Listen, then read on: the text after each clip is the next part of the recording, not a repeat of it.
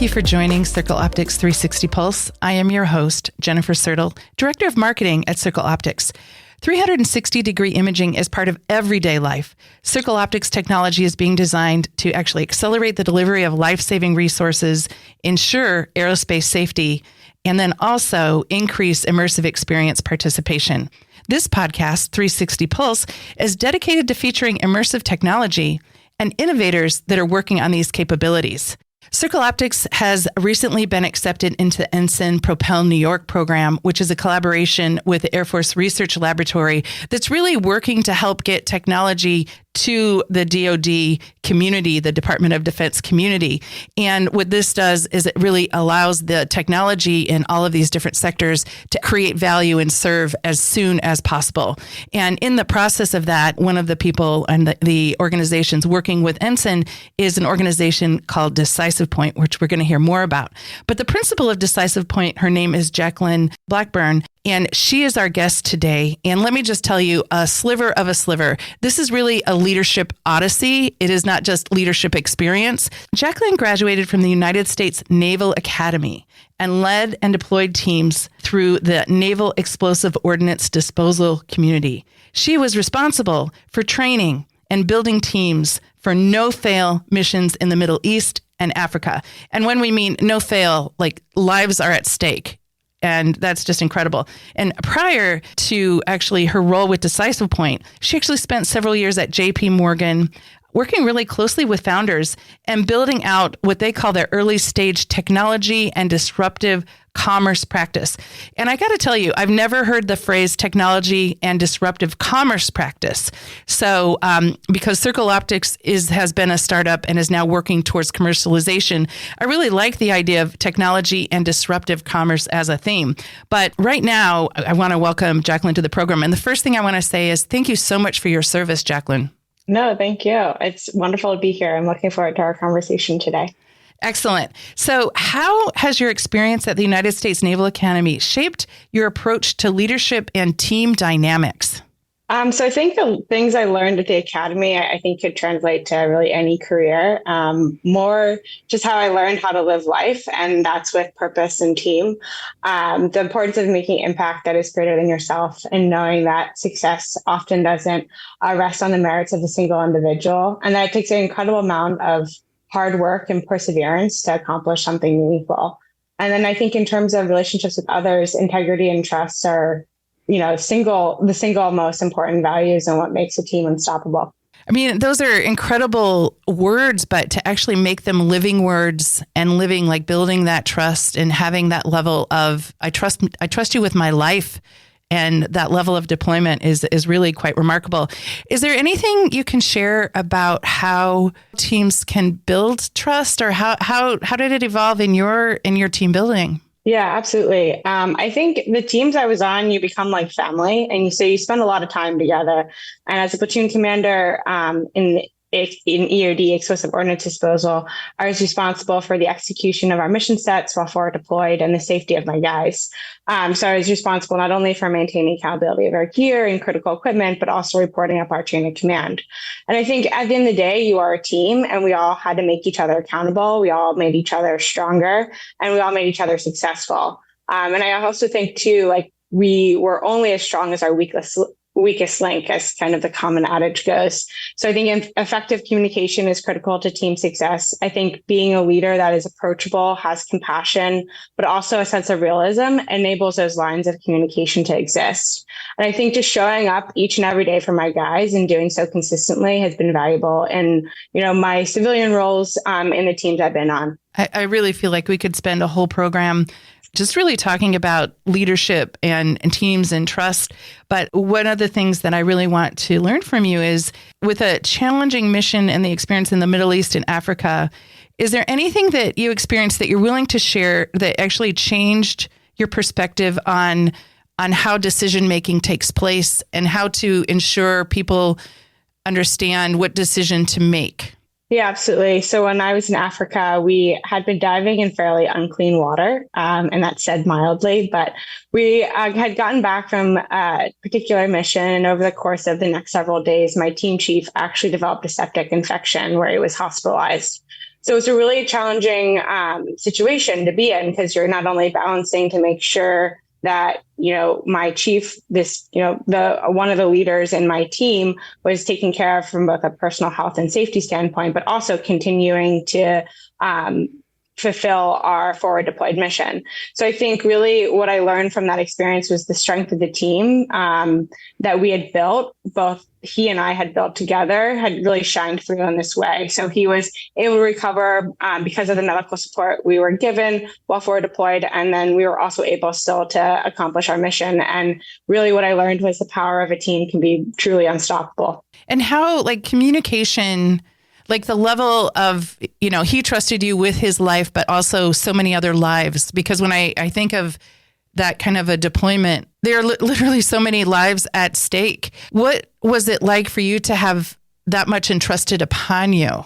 It's definitely stressful at times. But I think, knowing that I had a really supportive group of folks like my team that I, was relying on each and every day, I think gave me the strength to overcome some of my own internal stress and anxiety in terms of being able to kind of work under pressure and work in an environment that may be constrained at times. So I think really the power of community and the power of a team is really, like I said, like an unstoppable force. So I'm really interested in what the transition from your experience there going into JP Morgan Chase, the idea from being in that entity and going to a civilian entity where people's level of what's at stake and the level of focus and community may not be as crystallized and intense as it was. So can you talk about that transition for you? Yeah, absolutely. So when I left the military, I moved up to New York City actually to pursue medicine initially. I was pretty narrowly focused that I felt like the only way to help people was to be in the operating room, saving someone's life. So gaining perspective, I realized that there's lots of ways to help people outside of just being a doctor. So some soul searching later, reaching out to some of my veteran communities, talking to friends and family, I ended up stumbling upon the venture capital ecosystem. I really loved how tech could so quickly make such a generational impact. But as we all know, it's really hard to break into. So I started big by working at JP Morgan. I found the team that was working in the space and building out a venture debt portfolio within the commercial bank. So the senior MDs that I worked for brought me into their team. They mentored me. They helped me build networks. They helped me understand the fundamentals. And then for the first time, I recognized since I was in the Navy that I felt like I was on a team again, despite being part of such a large organization.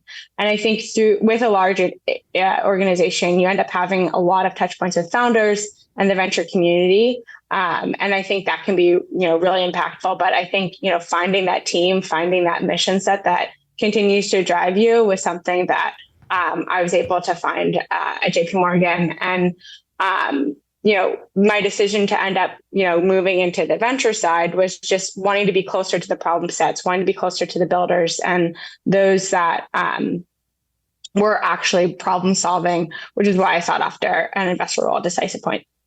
Yeah, I'm wondering, I'm thinking, I cannot remember the name of the person that did the Hurt Locker, but I'm thinking between her and Aaron Sorkin, it would be so great to have you involved in a screenwriting for a story about someone with your background. And, because I don't really think that the marketplace and the storytelling piece has really done a good startup.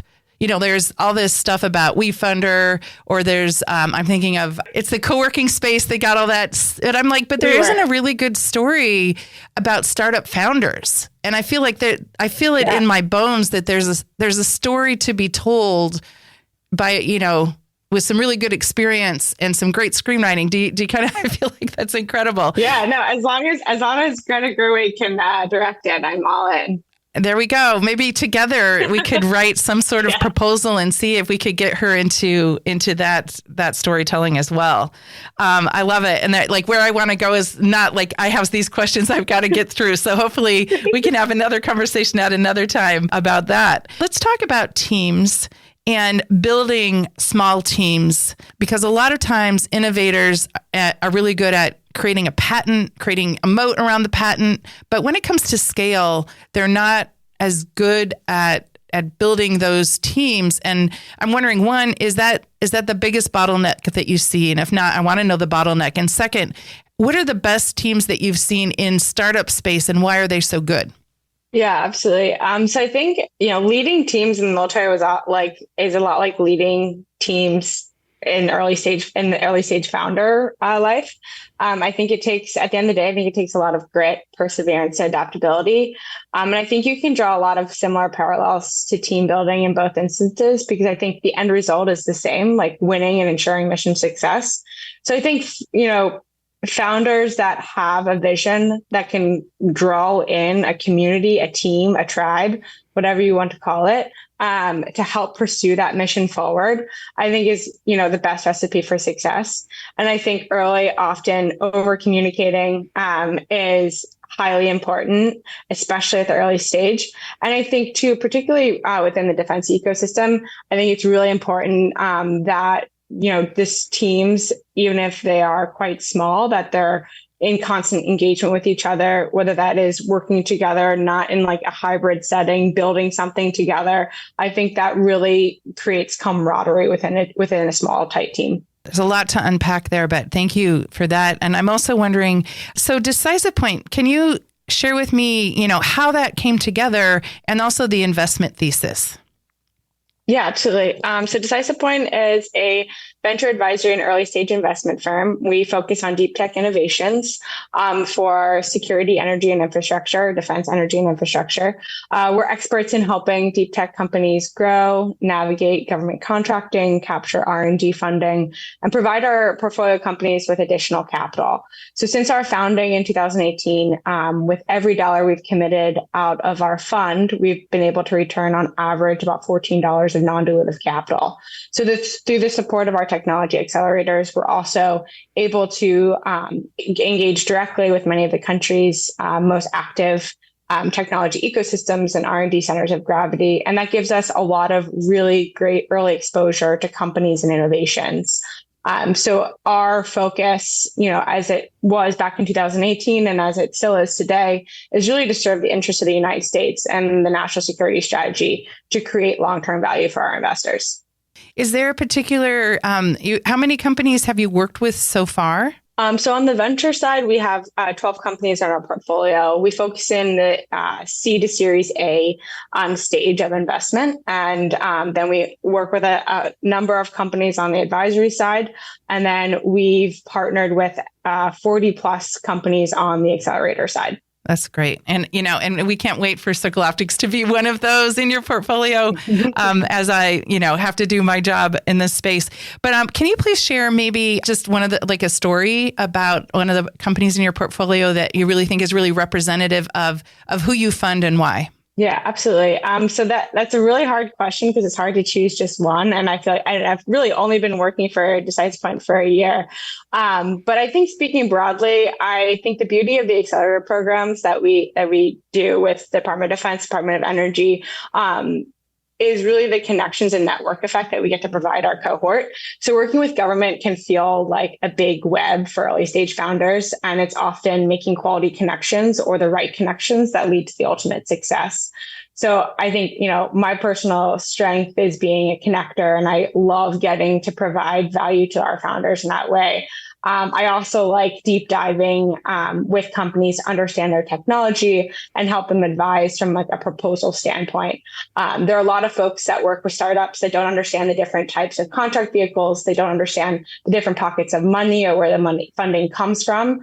But since my time at Decisive Point, I've gotten to learn these details, and I'm still learning today. And I feel proud to be able to work with a team that says what they do and do what they say, with the expertise to kind of prove that out. So I think, each company we get to work with has a very unique pathway in working with the government, but I like being able to kind of overcome challenges or obstacles with them and work together to create, more opportunities for them to work with the Department of Defense. So diplomatic in that I didn't really get a name of a company to throw in to the story, but we can take a look of is your portfolio publicly visible? Yeah, so we Ensign Propel on their website, they have a number of different ways to get involved with the community of alumni or groups, but we work with companies in all stages within those accelerator programs. How do you evaluate are there like 3 rules that are essential as you're doing your due diligence, or is there any kind of protocol that you can give for our listeners so that they can help look at their decks and see what they need to do to be a better fit, or really have a more complete story or value proposition? Yeah, absolutely. Generally, we are evaluating company on team and mission, or team and vision.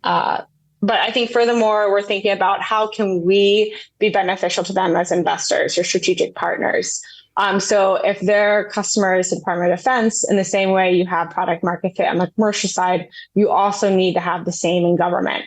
So we look at prototyping and how their technology is going to be used and employed, but then also who is going to buy it, what vehicles, and then also, lastly, what vehicles or pathways will help the technology get there faster. How do you stay current in kind of the technology trends? And really, what are a couple of emerging technologies that you have your pulse on right now?